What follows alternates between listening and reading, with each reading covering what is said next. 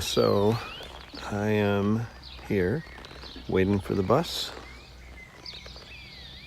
This is what I see in the little village of Vilsheim. Waiting for the bus to pick me up to go to Landshut. See that house right there, that yellow house? They do something with dogs. I don't know if they have a dog walking business or they breed dogs or what, but they come out of that house with like all kinds of dogs. And they've got a special trailer there, right there. So I'm wearing two coats. As you can see, I've got a jean jacket on underneath this old school horsehide leather jacket made in USA. And another day of making art in the streets of Landshut. And you know, as I'm waiting on the bus, I'm just thinking, do I really know what I'm doing? And there's a few things I know. I mean, I know the basics of how to make a painting now. And I know some German words like ich liebe dich. I know means I love you. And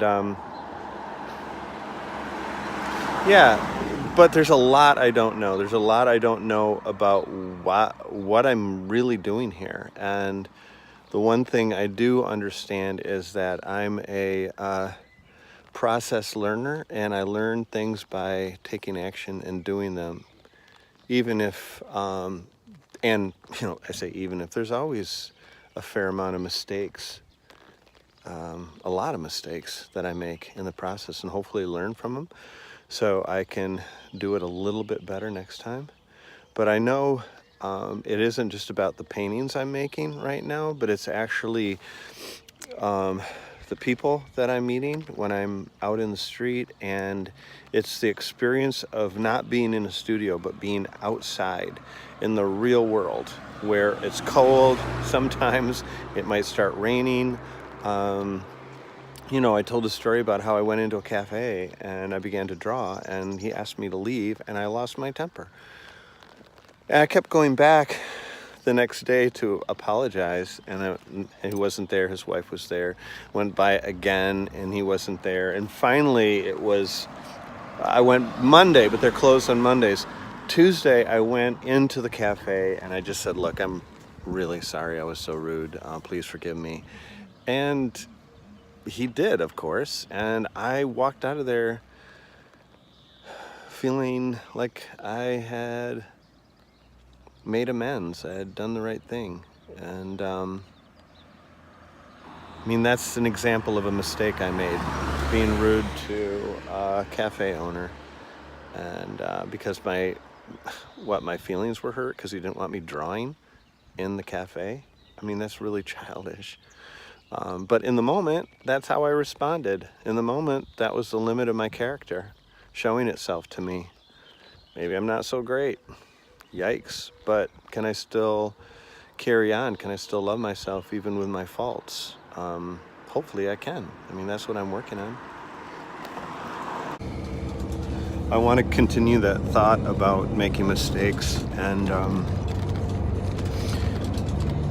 I think that I have continually to remind myself that that is human to make mistakes. It's human to sometimes do the inappropriate thing or the wrong thing, but it's also human to own it and to do what you need to do to make amends, to ask forgiveness for what you did, and perhaps some demonstration of your sincerity, by an act, what I think religious people call penance. And then what are the boundaries of that? When's enough? Art making is also so many mistakes. When I'm painting and I set up and I have a view in front of me, and I am trying to put something down on canvas that's true to not only what I see but what I feel. And I have the limitations of what colors I have in my palette and the limitations of my skill. I'm not Picasso, I'm not Monet, I'm not Rick Stevens, I'm Rick Bierhorst, and I have this skill set at this time in my life. And so I'm painting, and I have maybe that first day, and I get something down that first day, and I can see things that are wrong. I can see the church tower is crooked, and the color in the river is muddy, and which isn't accurate, and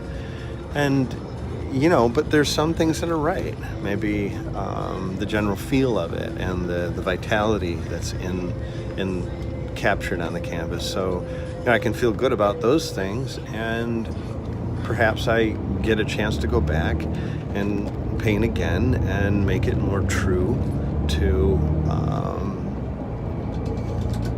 my vision. And not even my vision, it's like true to what that painting wants to be. What does that painting want to be? I mean, on some level, it isn't even about me.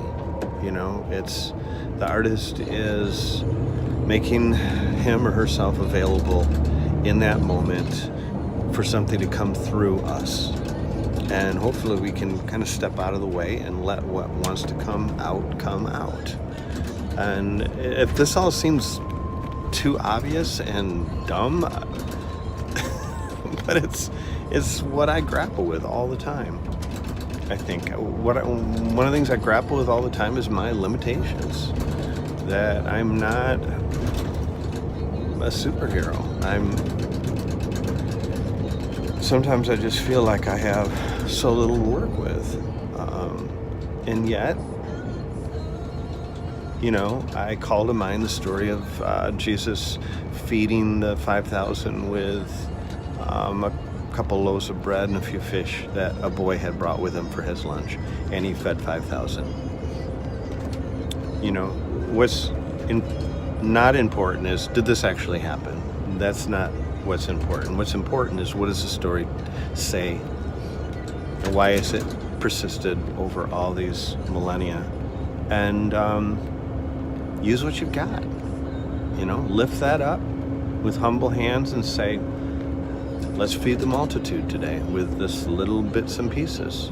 And have that expectation that God is going to meet you there. And he or she, God is much more than male. I'm realizing that more and more, I think, in a deeper way. But God will extend and meet you in your need. Where you fall short, that's where God falls along. And how does that feel? Oftentimes it feels uncomfortable and vulnerable and like powerlessness. That's what it feels like. And yet that's the majesty of eternity knocking around inside of you.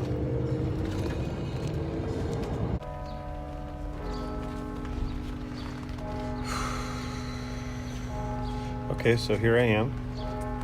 This is it's on my easel right now, and this is what I'm looking at. You can hear in the background the bells of St. Martin's Church. St. Martin's said to have the tallest brick tower in the world. It's 43 degrees outside right now. It's cold. And I'm under an overhang here because it's supposed to rain later on.